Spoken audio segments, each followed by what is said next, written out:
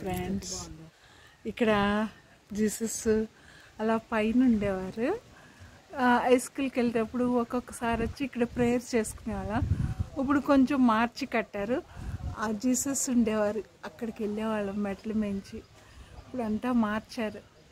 ఈ చర్చి పోల్కొండ నుంచి మేము రుద్రపాక హై స్కూల్కి వెళ్ళేటప్పుడు అప్పుడప్పుడు వచ్చి ఇలా కూర్చుని ప్రేయర్ చేసుకుని వెళ్ళేవాళ్ళం. ఇప్పుడు అంతా చేంజ్ అయింది. ఇవి పోల్కొండ చర్చ్ అనమాట. దేవుడికి పడింది, తీస్తాను జీసస్.